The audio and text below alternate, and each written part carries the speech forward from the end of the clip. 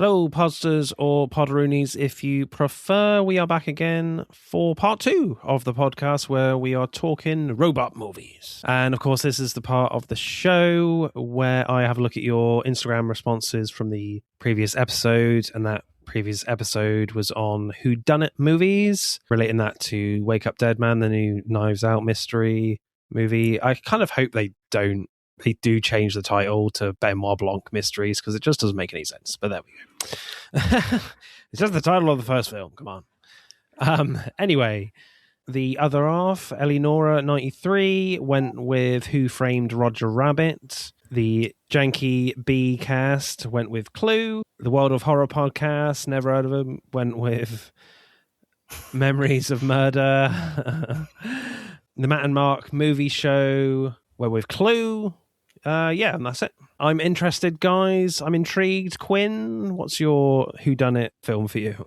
Well, I don't love jumping on the bandwagon, but Clue is also mine. Clue basically raised me, so I could probably give you every line from the film. My friend and I used to carry candlesticks in our backpacks. Like, yeah, I am really into Clue. I live and die by it. It is my Bible. It is my religion. It is my mother and my father. Clue. I wonder what Quinn is watching over Christmas. Yeah, I love whodunit films. It very much feels like a Christmassy vibe of a film to watch, you know? Very family-orientated genre that you just sit down together and watch a whodunit, and you discuss like who you think has killed, you know, done the murder, etc. But obviously, ironically, with our episode, we did Gosford Park, where it wasn't really important who did it really in the end. And with Zodiac, where you don't actually know for sure. So yeah. Anyway, talking robot movies, it's my choice now, and I went with RoboCop. Weirdly, I have never seen this before. It's just passed me by. I don't know how, I don't know why, but it just has.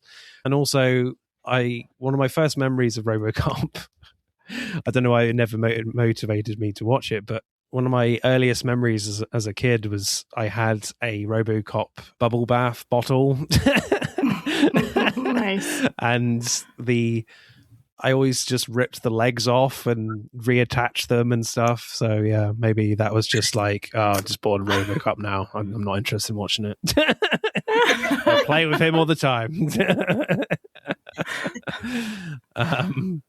But yeah, any other films in contention for me? I was very tempted just to go with like Terminator 2 again. One of our very early episodes, we covered Terminator 2 in our Arnold Schwarzenegger episode. I think it was our second ever episode we did when Boas was on the show. But yeah, I was just looking through my Google searches of just like, what's the best, robot movies, and RoboCop came up and just stuck out, and I was just like, you know what, I've never really properly watched this before. Let's do RoboCop. It's got some good satire kind of going on here, and it's probably going to be really entertaining, and it was for me. So yeah, I went with RoboCop. So what happens in RoboCop? Well, obviously directed by Paul Verhoeven in 1987, it came out. And IMDb states, in a violent feature in old Detroit, murdered police officer Alex Murphy, played by Peter Weller, is resurrected as RoboCop, a powerful cyborg law enforcer. As he fights crime, he begins to rediscover memories of his past and seeks revenge on the gang who killed him. Not bad from IMDb, to be fair. Usually it's pretty bad, so quite accurate. Also, with my choice, I'm just like, I guess there's a bit of a loophole with this choice because he's not technically a robot. He's more of a cyborg. So I guess I'm bending the rules a little bit, but it's my podcast, so I can choose whatever. So initial reactions, guys. What did we make of RoboCop? Oh my God, I love this film. I've seen it so many times. I saw it in the theater. I'm that old. I have seen it I don't know how many times. I could quote it.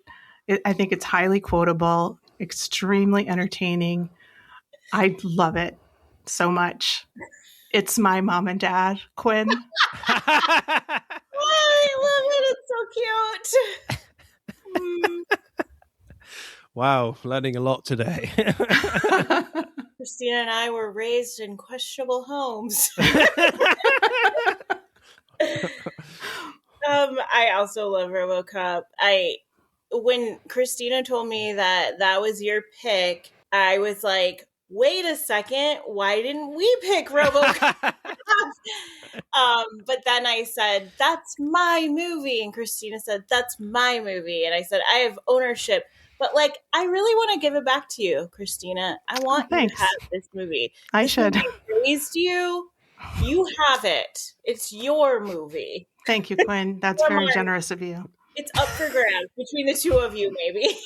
But I'm not going to claim it as my own anymore because I don't know. It didn't raise me. It just filled in the gaps here and there. My brother had an Ed 209 puppet. So like, I get it. I think RoboCop haunted our pop culture, but was it a bubble bath bottle then? No, it wasn't, but I want that now. I'm going to like scour the internet to find the bubble bath RoboCop. Because like, of course, yeah, I love the film. I think it's foundational. One of my best friends in college actually wrote RoboCop the musical, and it premiered in Detroit like 12, 13 years ago. And it was just, he was doing it from an improv standpoint. So it got picked up by a smaller theater. Then it got picked up by the Fox Theater in Detroit, and it became this big deal.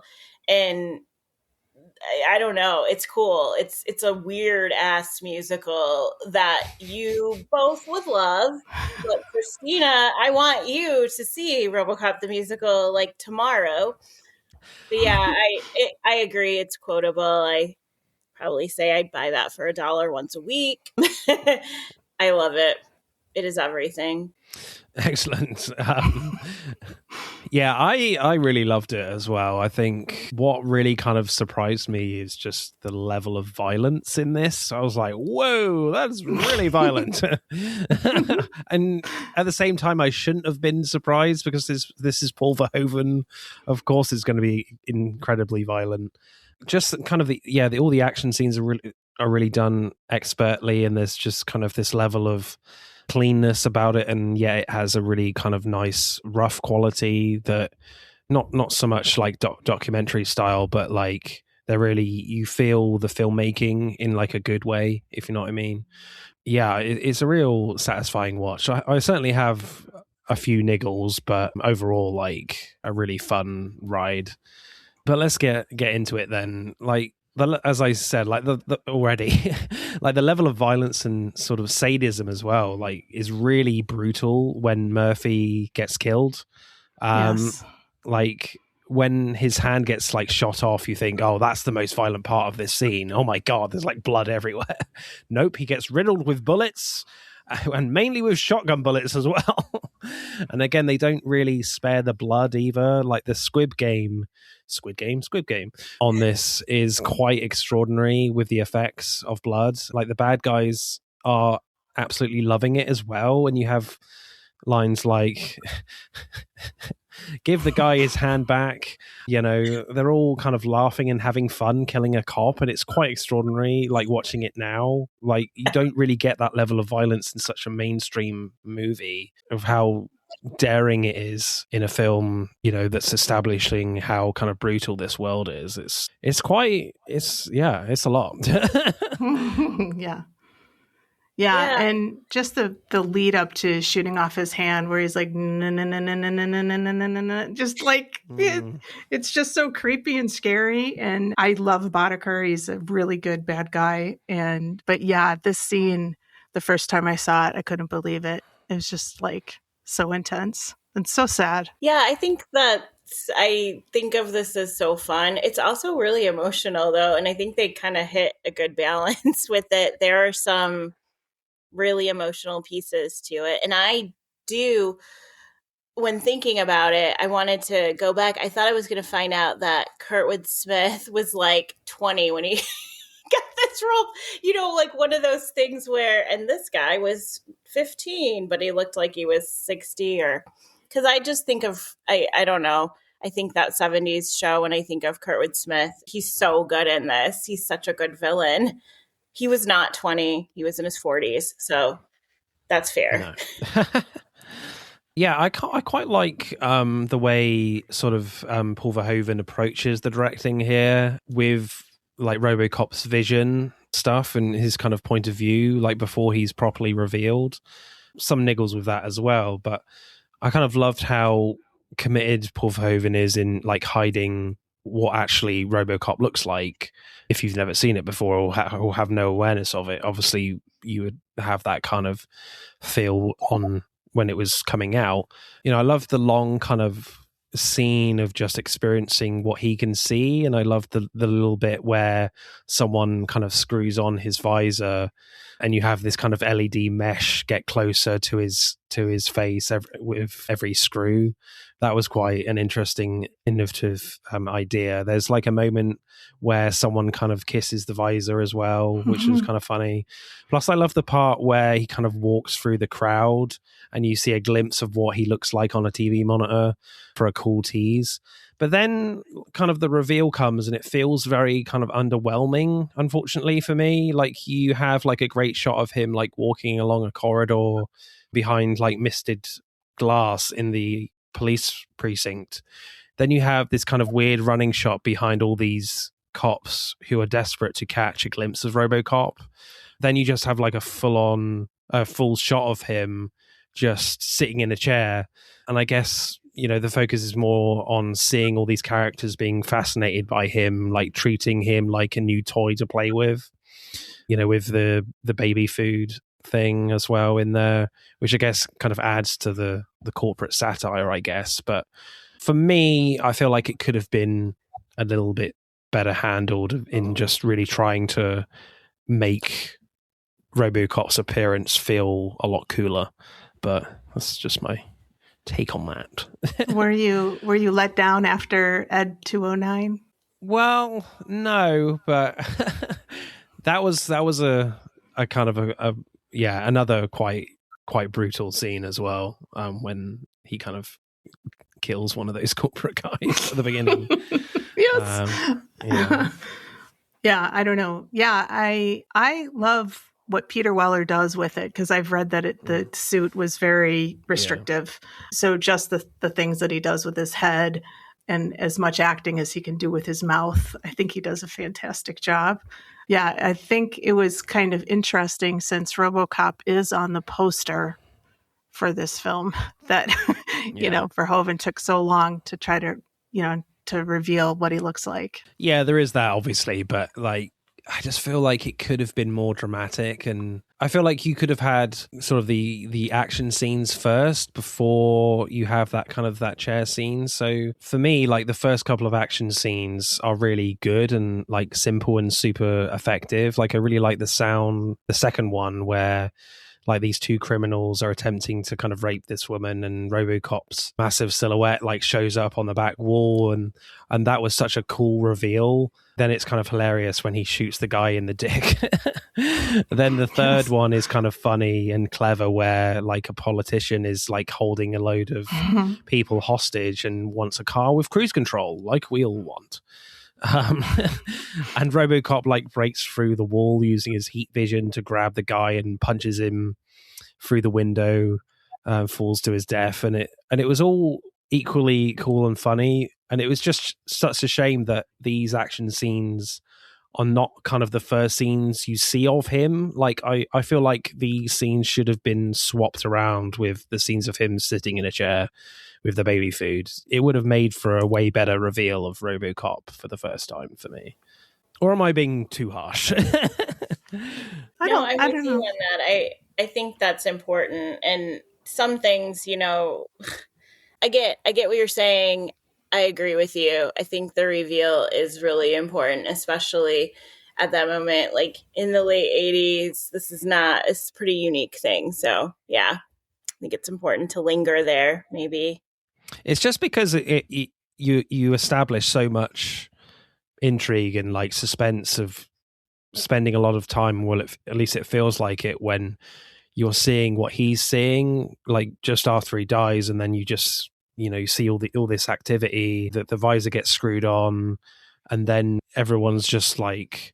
I guess they're going for more of the sort of the satirical angle of the fact that they've got a new plaything to test out, and they want to just see it firsthand first themselves and just like prod it first, kind of thing, before they let out their cool toy on the world and the criminals. But I feel like they could have done it the other way around, but. I'm talking as if it's like a major thing. I don't. It's not really a major gripe. It's just if it was, it would have felt just a bit more satisfying if those scenes were literally just swapped around. That's all, really. Yeah, I agree. I think that would have made for a better reveal. Definitely, it is fun seeing him out in the world when he's first putting away these bad guys. Do you have like a favorite action scene within that little segment? I think the one with the woman is super powerful. And when she goes and she hugs him, and then he says, "You've suffered a trauma. I will contact a rape crisis center for you." And then she kind of realizes it's not a person. Yeah, I don't know. I think it's a good one. Yeah, I guess when thinking about this film, it's hard for me to critique it in the same way that I could critique something like Ex Machina because I grew up with this one.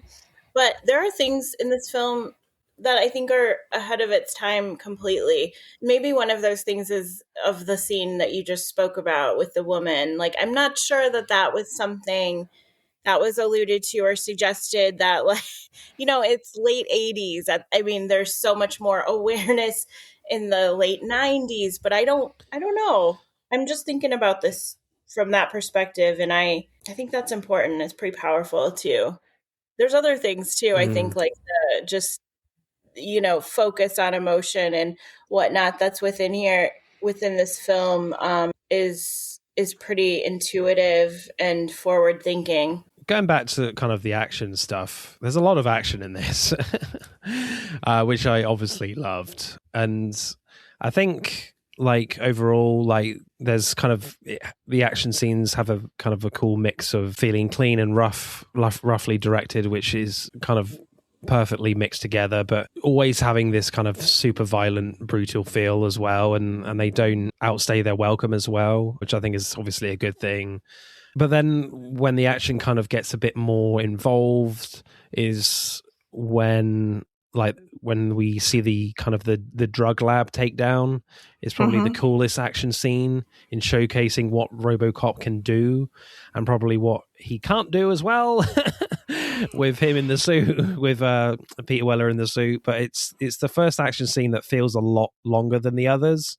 It's mainly like a gun battle without much creativity, I would say, but has a level of comedy too, where the bad guys accidentally take out each other. But my favorite part was definitely the no-look kill from RoboCop. That was awesome. But yeah, the level of humor in this is pretty strong, I would say. Yeah. Very dark as well. And also, carry on. I was just going to say it's not a light-hearted thing. The humor is pretty dark. So if you're into that, I think it's a really good time. But otherwise, some of this stuff is a little hard to take. Like you said, the violence is really surprisingly brutal. It really is. Almost from jump, yeah. Yeah, I think also, especially, when you first see, like, which is my favorite scene, I love the first scene where you see Ed 209, and it definitely shocked me for two reasons in a good way. Like, the first is I was surprised by how good the effects were with the movements of the robot, then kind of how brutal it is when the demonstration goes wrong, when Kenny, I think, gets riddled with bullets by Ed 209. And then the blood effects look really over the top, and I was very much here for it, obviously. And I also kind of like the fact that the new innovation to sort of clean up the streets of crime in the beginning of your film is not RoboCop, but this kind of Ed 209 character. So I thought it was sort of a cool misdirect there in a simple way. The only thing with Ed 209 though is that he growls Yes. for some reason, and I'm like, interesting decision. I know, I love that decision though. I think it's like genius, but it's something that stuck with me from when I was a kid watching this. But I think it's kind of, I mean, if you think about it, like a wild animal that cannot be controlled, sort of like Ed 209 in a way, it makes sense. I like the idea of this machine growling, but it's also like, it's weird. I love it though. Definitely weird, for sure. Yeah. The idea that we cannot control things. And I don't know. The growling just feels like it reflects that idea. The idea of, this has become this product that cannot be controlled in the way that we initially thought it would happen, with safeguards and whatnot. And the growling adds to that for sure. Yeah, there's definitely, even though there's no sort of animalistic visual with this, well, I guess with the legs maybe, with Ed 209 to kind of make sense of the growling. But there's another scene where I really liked Ed 209, and it was like super cute and kind of hilarious as well, is when RoboCop fights him for the first time. And it's obviously kind of a really interesting action scene because it's the first action scene where RoboCop loses and he feels vulnerable for the first time. Ed 209 basically blasts him through walls and windows. But I absolutely love the part where poor Ed 209 can't go down the stairs like a scared cat. Then when he attempts it, he ends up getting stuck on his back like a panicked chicken. The poor thing. I know, who would have thought that, like, once, I don't know, Achilles' heel was a set of stairs. It's just so sad. Yeah. And you think of the guy in the boardroom and, obviously, like, had we just been like, just turn the corner and go down the stairwell, buddy. You're fine. You're okay. You're going to make it. No one told Ed about lifts or, elevators. No, but that rush to market with that, like, obviously, like, way too dangerous prototype is super scary. That they were going to put that out on the streets of old Detroit. So scary. Oh, yeah, definitely. I also feel like in that moment as well that maybe the writers had seen a Dalek episode of Doctor Who where they can't go downstairs or something. Maybe. Like, I know what would make a good scene. It's just like one of those things, like, with the witch in The Wizard of Oz and the water, it feels like sort of God of the machine in terms of what could kill somebody. It just doesn't seem possible, or what could thwart somebody from taking action when you think about these powerful things like machine or witch or villain of any sort, and you find out what stops them or what could stop them. That kind of interests me. I'm into that. I don't know, that fascinates me. It always fascinated me as a kid with the witch and the Wizard of Oz, and this feels the same, and like it's just such an arbitrary thing. Yeah, when you have such like an advanced technology that you feel like is completely unstoppable, and yet it gets stopped by a set of stairs. It's just kind of, again, I think that whole scene just completely sums up this film in a way with its satire of like, you have these huge mechanical AI machines that can kill most people to keep the so-called, keep the streets safe, and yet if you throw a set of stairs in front of them, you're fine. So it's kind of hilarious when you think about it like that. In terms of like the final showdown, in terms of the action, I don't think it's anything particularly special, but it definitely feels more bombastic an explosive with these exploding bullet guns, cannon guns, I guess you call them. But there's like a really weird bit, and definitely enters the realm of horror, you know what I'm going to say, where Paul McCrane's character turns into a monster when loads of like chemicals cover him in the van crash for some reason. But I loved how he dies. He gets absolutely splattered, like he explodes like the shark at the end of Jaws by Clarence running him over. Like Clarence's car crash though is good, but they don't completely capture it properly, I don't think, in full view, which is a slight niggle. But yeah, what do we make of like Paul McCrane turning basically into a monster? Yeah, why is this toxic waste just sitting in a truck, like on this like warehouse site? I love it though so much. And when he goes up to Ray Wise, and Ray Wise is like, "Don't touch me, man!" I just, oh man, it's so good. Yeah. And then he just gets splattered. But yeah, it's completely weird and random. So I think it's totally appropriate for this film. There was a lot of barrels of toxic waste in the 80s, just everywhere. We were always worried about it. Yeah. If watching movies is my education, then I am led to believe, even if I don't remember that waste, it was everywhere. Really? Oh, wow. Do you spot any monsters in your time, or? Thank goodness. Oh yeah. Well, yep, Quinn seen her fair share.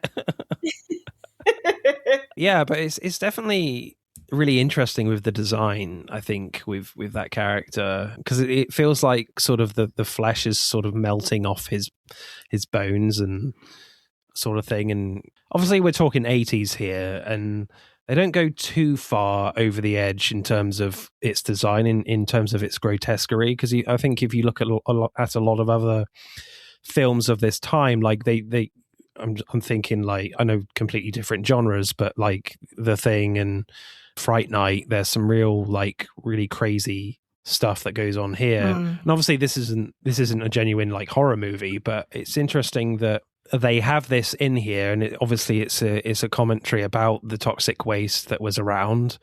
It's interesting that there is some restraint there, that they're not going to go too far with that, because it's obviously not the main point of the film. It's just kind of a little sort of comment, I guess. Yeah, old Detroit has all kinds of problems. You don't even know. Like on the edge of the city, you have toxic waste trucks.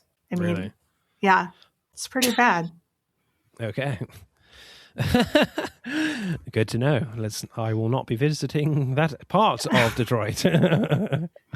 Christina's wrong. No, just kidding. I think that this movie, also as amazing as it is for Detroit, was maybe the beginning of a little bit of Detroit propaganda. I'm not sure where it started. I'm not saying it was RoboCop's fault or old Detroit's fault. What I kind of found interesting about this film as well is that you've effectively got like three villains here, like the corporate boss Morton, who had the idea of RoboCop in the first place and kind of just treats him like a product for him to play with. And then you have kind of the rival corporate executive, Dick Jones, I guess you could say is the actual main villain, who had the rival failed idea of Ed 209. And then the kind of the main crime boss, Kurtwood Smith's character, who plays Clarence. Then it comes as no surprise that like Dick Jones like hires Clarence to kill Morton. So, you know, because I feel like in movies, especially, like having three villains is probably too much. So, you know, there's no surprise that one double crosses the other kind of thing. And it's kind of done in a great way too, after he's been like Morton has been fooling around with these two girls. And I love the performance from Kirkwood Smith, where he barely says anything as he enters the room and asks everyone to, you know, get out apart from him, and slowly and carefully places the grenade on the coffee table. You know, it's a really great scene there for me. But yeah, it's kind of really interesting though that the film, in the way it's structured, in having effectively three villains. What do you guys make of that? aspect of the film. I like it. I think the level of corruption goes so deep, and it's really a nice reveal when you find out that Boddicker has been working for Dick Jones this whole time, and he has to eliminate Bob Morton, and he does it in such a violent and cruel way. So I like it personally. Yeah, I like it too. It's layered for sure. It's different and a more unique view. I like the idea of a corporation, the corporate villain and corporatizing anything, and the downfall of that and the fear and horror that comes with that. So to me, that's what I think of first, I think, as a villain. But yeah, I like the layer of villain, the layers of, in the double crossing too, and I think it works. Yeah, definitely. And I think because usually in movies, like, no one would go near having 3 villains. I know, like, Morton gets killed about 3/4 of the way through, but there's, I would definitely say there's 3 villains here, and most films would not choose to do that.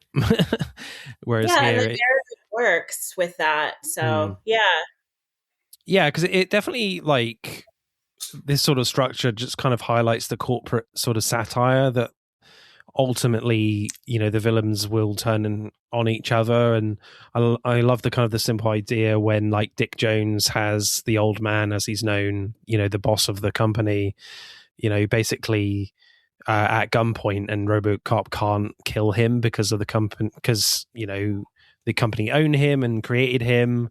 And of course they put, like, safeguards in place. Why wouldn't you? With Directive 4, they call it, and it keeps kind of flashing up in that last scene on his display. Then when kind of the boss fires Dick Jones, that flashcard on his screen, Directive 4 fades away, and then RoboCop is free to blow him away, which I thought was a really cool idea. But then the film kind of leaves it very open that the corporation is still around to kind of, that it's in complete control of everything in Detroit, which overall feels like the main villain anyway, itself, the corporation. So it's interesting that RoboCop / Murphy doesn't try and take down the whole company itself altogether, so the police can, operate independently. Maybe they were kind of thinking of doing that in future sequels at the time. I don't know, but what's your take on that's where the film kind of ends, kind of thing? Because the corporation itself feels like the overwhelming villain antagonist of this whole world, kind of thing. So, and yet it's still in place at the end. Yeah, I think you're right. I think it, at least for me, it left it very open and rife for coming back at it and chipping away, in that only so much could be done in this one movie, but then future films, which do you have experience with the others? Not really. I had a little look at the trailers. They were interesting, but I don't think they really, I don't know, do they tackle that kind of side of the rest of it? No. I'm not really familiar with them either. No. Are you, Christina? No, not really. Because it does feel so much that it's left open for that reason, to have a future, sequels to tackle that. But yeah, I don't know. And I know that they did too, right? Yeah, I mean, in the remake, but I don't know that they ever, because that's the real problem. That's the root of the problem. They're the ones that are creating and also connecting with these other. Yeah, because I think RoboCop 2 and 3, I don't think were received particularly well. Because I think with RoboCop 2, I think the corporation creates a rival. They literally call it RoboCop 2, the new robot that rivals RoboCop, and RoboCop is cast out. So I don't think they really tackle that kind of aspect. And then in RoboCop 3, Paul Weller doesn't even come back. So they recast him, and he can fly in it as well. So they're not great, I don't think. So yeah, I just find it kind of interesting that it's still left with a lot of bad guys on the table. Maybe that's kind of the whole point of what Paul Verhoeven can do is saying is that maybe can only do so much in such a corrupt world, even though he is a cyborg badass cop. But the other aspect of RoboCop, which I kind of find interesting, which I don't think they play on enough, in my opinion, is kind of this internal battle between RoboCop and Murphy. Kind of there's some good sort of flashback scenes when he goes back to his home, but you can't really feel the pain or what's going on in his face enough for me until like he later takes his mask off, and Peter Weller is able to do some great subtle acting when he can't remember his family, where he says like, I can feel them but I can't remember them. That's a real kind of heartfelt moment in the film, and it's a very short scene as well, so it's kind of a shame that that's not explored a little bit more and extended a bit. But the only time where this storyline really hits home as well in that scene as well. And the film kind of ends up becoming more of a revenge mission for RoboCop / Murphy in the film. Like, you know, the large corporation that controls everything, you know, is a lot stronger here for me than Murphy's / RoboCop's in a battle kind of thing. Do you agree with that, or am I talking nonsense? No, I think the revenge part is definitely his motivation. If he's just trying to get back at the people who murdered him and took away the possibility for him to have relationships with his family anymore. I know it would be really satisfying for the corporation to be taken down, but I just think it's too powerful. I think at one point, Dick Jones says something about the military, and he's like, we practically are the military. So the idea that, you know, this corporation has its fingers in every aspect of the society. Yeah, I'm agreeing for sure. I think it's more of a revenge mission. And again, like, RoboCop can only do so much. Now, if you were working together consciously with Ed 209, as is, yeah, this is big. It goes all the way to the top. So yeah, I mean, I would love to see a scene where like maybe RoboCop and Nancy Allen like hack into a Ed 209 and control a load of them to actually take down the whole corporation. That would be cool. Yeah, and control them, you know, with they have like a radio link and RoboCop can control them with his mind. That would be awesome. I love these Martin Harris rewrites. Yeah. These are really good. You should write these down.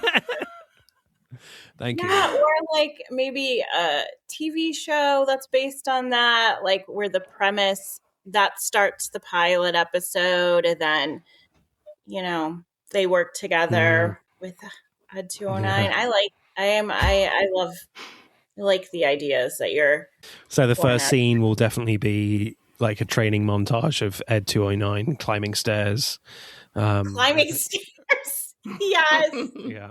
I want there to be a lot of falls, but then eventually a clean climb. Absolutely. We don't want to be torturous and humiliating to Ed 209. Absolutely not. He's got to be successful at some point. What do we make of Nancy Allen in the film? I think she's really cool. Like, she plays Anne Lewis, and it's cool that kind of her first action moment is where she kind of takes out a goon trying to escape the police station, and it's not Paul Weller who has the first action moment. It's Anne Lewis, Nancy Allen, and you think she's gonna like have like a pretty significant role from then on, but she feels a little bit sidelined for me for a lot of the film, frankly, which feels a little bit disappointing, especially as she was the one who could get through to RoboCop and see Murphy's side. I feel like they definitely could have played on that a little bit more for me.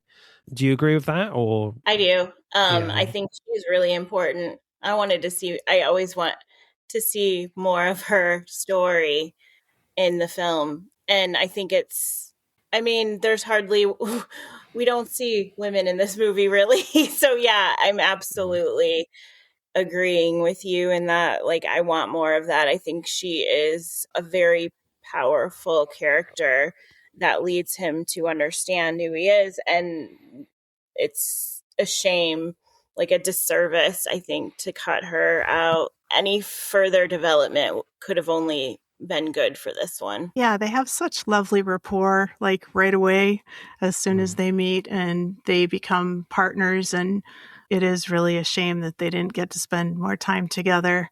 I do think the scene with her kind of helping him to aim his gun at the baby food is really sweet.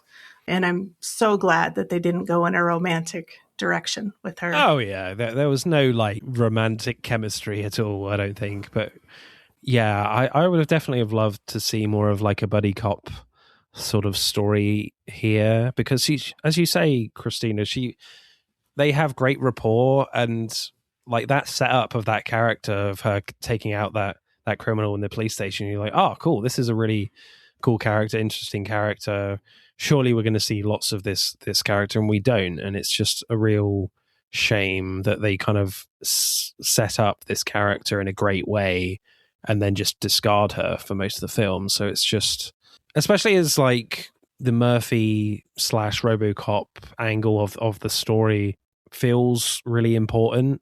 And as I said, for me, it's not explored enough, or not in equal measure to the kind of the corporate satire stuff. And she was key to tapping into Murphy. So yeah, it does feel a little bit of a shame, especially as she is part of the sequels as well, both of them. One aspect I found really interesting about the film is I loved the random TV ads before the newscasts. I think my favorite one by far is the one with the dinosaur where his eyes pop out, advertising a car somehow. Yeah, the 6000 SUX. That is the car to get, for sure. Can outrun a dinosaur. Gets really, really shitty gas mileage. Yeah, those are great. And Lisa Gibbons was she was sort of an entertainment anchor type person. And I just love her sweaters with the shoulder pads, like really incredible, like late 80s fashion. But casting her, I think, was really nice. Because she just like the next day went back to her regular gig, I'm sure, so it was nice to see her in this film. Do we have like a favorite ad from this film, or is it just the dinosaur one? Oh, I love the game, like the Nukem or whatever it is. It's kind of like Battleship, but with nukes that the kids are playing. Oh, yeah, that was... Yeah, that was very heavy on the satire, for sure. Quinn, have you got a favorite ad that you liked?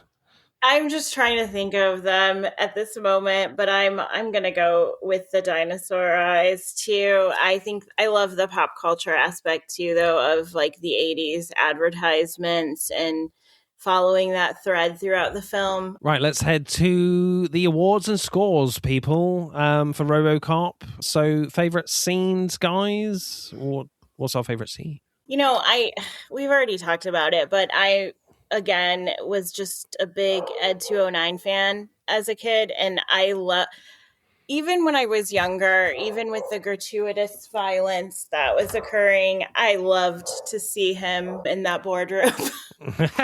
Yeah, that's definitely my favorite, because I wasn't expecting the level of violence to be on show. So yeah, that's definitely my favorite as well, as I said. Christina, how about you? Yeah, that one is super, and it sets up like kind of the tone of the film, because one thing we didn't talk about is after Kinney is dispatched, everybody just sort of goes back to business, and Miguel Ferrer says that's life in the big city, So I just I love that, but I want to choose the cocaine factory. I just think that is a really fun scene. Yeah, it's definitely the no look kill is just really cool. Yeah, it's great. So directing score, guys, what are you going for RoboCop? What do you think, Quinn? Straight 10? Oh gosh, this is tough. I'm sort of glad that we did this after Ex Machina, but I don't. What's your gut, Christina? I mean, it's pretty high for me, but yeah. I'm really close to this film. Yeah. My gut's 9. Okay. I'm happy with a 9. Straight 9. Yeah. I think for me, I want to go a 9 as well, but I don't know. I think, yes, on the whole, as I have been saying, that the cleanness and the sort of the rough edges of the directing has a really great mix, and I really enjoyed a lot of that stuff. But there are some niggles I have. Sometimes it gets a bit too rough, and you can definitely feel the restrictions of Paul Weller's movement sometimes in certain scenes. Not a lot of the time, to be fair. I think overall they kind of hide that really well. But there's a few wide shots where you're like, yeah, RoboCop should be running right now, not walking. Yes. You know, but yeah, overall I think it's really creative, and its strong suit is the violence of just how far it can go with that. And yeah, it's really quite powerful, and some really great humor in there as well with the visuals, with, as we said, with Ed 209 really failing at going downstairs. So like an 8.3 for me. Favorite lines, people, in the screenplay? There are many. Yeah, I mean, he says so many iconic things, but I gotta say, like, I really do say I buy that for $1, maybe like once every 2 weeks. So going back, I guess that's gotta be the ad I highlight, but I'd buy that for $1. Favorite line, hands down. I think anytime Boddicker is speaking, it's my favorite line. Early on, he sends one of his minions flying onto the hood of the cop car, and he says, "Can you fly, Bobby?" Yeah, that is so good. That's my favorite. If you can't stand the heat, you better stay out of the kitchen, is a good one. Okay, let's see those hands from Nancy Allen. He's like, sure. Mind if I zip this up? Punch. And obviously the classic ones. Dead or alive, you're coming with me. Thank you for your cooperation. Good night. Your move, creep. Just really great, like, simple, iconic lines from this film. It's really good. And when he tells the kids, stay out of trouble. Yeah. That's really great. Yeah. Oh my gosh. I cannot, all of these lines, I think my brother used to walk around the house saying to me when we were little. Oh gosh. I think my favorite one, as you sort of alluded to, Christina, is the line that creates this kind of great rapport between Peter Weller and Nancy Allen, where Nancy Allen goes, when they're getting in the car and for the first time, and she says, I better drive until you know your way around. And then he says, I usually drive when I'm breaking in a new partner. I thought that was really cool, and it's kind of a shame we don't get more of that kind of banter between them. But yeah, some really great lines here. Screenplay score, guys, what are you going for? Straight 10, Quinn? Yeah. I gotta go straight 10. Oh, really? Okay. Oh. I don't think we've ever done that. That's good. I mean, people are afraid of 10, so I will not be going 10, but yeah, I just, as I mentioned, like, I feel like because RoboCop is such an iconic character and such a great striking image, I just feel like the reveal of RoboCop could have been handled a little better for me. Like, apart from that, like, there's some really great lines here, and sort of the satirical humor here is really quite powerful, and yeah, it's a really good fun time. But I guess that's kind of the only level that it really goes to. I guess there are other films where it kind of expresses this sort of corporate sort of satire in maybe better, more subtle ways. Or certainly this is not a subtle movie as well. Paul Verhoeven doesn't do subtle. It's not ambiguous really at all. So I think, yeah, so it's kind of a difficult one to score in terms of screenplay, I guess. But and obviously, Nancy Allen should be in this way more. And I think the whole RoboCop trying to tap into his Murphy side could have been handled a little bit better for me personally. and have a little bit more of a balance between that and the corporate satire. So I'll probably, thinking about it a bit more, like there are a few more niggles, so you're probably not going to like me for this score, but I'll probably go a straight 8. I think that's fair. I was going to go into the 7s, but I'm like, you know what? There's some really iconic lines. I think that deserves like an 8 at least. Favorite performance, guys? Kurtwood Smith. Yeah. Gotta go with Boddicker. I'm same. Yeah, same here, Kurtwood Smith. I think, he's just having a great time as the villain. There's a lot of kind of great shades he shows as the villain, and as I said before at the top of this part, like the level of like sadism he shows off when he kills like Murphy is like, whoa. And that's kind of really sadistic stuff for this type of movie. So yeah, he's having a great time. And I think Paul Weller, he's got a really tough job in this. And I think if maybe the suit design was, I mean, don't get me wrong, like the suit design is amazing and it's iconic and I wouldn't change a bit of it, but it's just they could allow him to move more freely. I think it would have helped his performance a lot more because, for a lot of the film when he is RoboCop, all he can do is just move his mouth to express emotion. And sometimes it does look a bit goofy for me. So it would have been great if he had more scenes without the visor on. But I don't know. Do you agree with that or not? Yeah, I totally agree with that. Yeah, he was really limited. I mean, apparently he lost so much weight, in like water, like just wearing the suit, know. I mean, it's really restrictive, but I mean, I agree it's iconic, but it's a shame the technology wouldn't have allowed him a little more acting mobility. Score, guys? What are we going for? Well, I'm going to go 8-8. 8-8. 8-6. Yeah, I was going to go 8-5.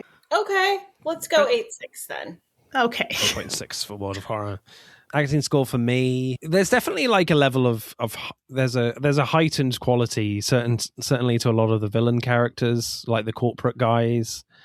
There's naturalism goes out the window in this film, and I'm absolutely fine with that. There's definitely varying levels of that, and as I said, like Paul Weller is restricted, but like Kurtwood Smith is having an amazing time. So I'll probably go but I don't think there's anything particularly massively special other than Kurtwood Smith. So, I mean, Nancy Allen is fine. She's okay. So I'll go like a 7.7. Right, let's add up the scores then for RoboCop. RoboCop gets, whoa, wow, I don't think it's ever been this tight, ever. But RoboCop gets 51.6, whereas Ex Machina got 51.5. Wow. So RoboCop wins. I win an episode, people. Yay, Martin! Good job, Martin. I did not expect that at all. It's that 10 you gave screenplay for RoboCop, I think. Well, let's have a look at. I had to. So I do this joke every time at the start of the year. RoboCop is top of the leaderboard. Hell yeah.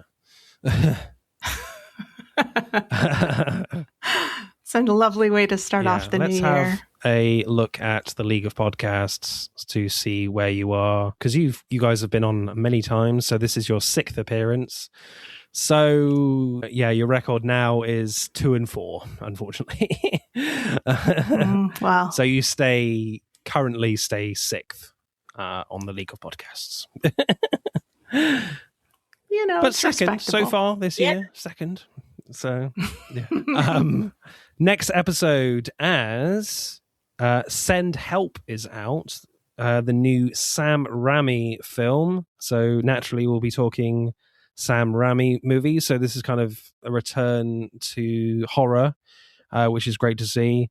So really looking forward to that one. And we'll have guests from John and Georgia, again, from the Comfort Films podcast. So that will certainly be an epic one, as always. So book out some time for that, because those guys know how to talk movies for a long time. Guys, you have been amazing. I always love talking with the World of Horror podcast. Tell us about your pod and where can we find you? Thanks, Martin. This was such a blast. Thanks for having us. Podcast is called World of Horror with Mom and Mac. We choose an American horror film and pair it with an international one. We come out bi-weekly, and you can find us wherever you get your podcasts. Excellent. Right, it's time to say goodbye, people. I know it's very sad, very sad. It is goodbye from Quinn. Bye-bye. Bye. Thank you so much. It is goodbye from Christina. Bye-bye. Bye, Martin. And it is goodbye from me. I'm going to try and see if I can find my RoboCop bubble bath bottle. It's got to be around here somewhere. Somewhere. Bye-bye.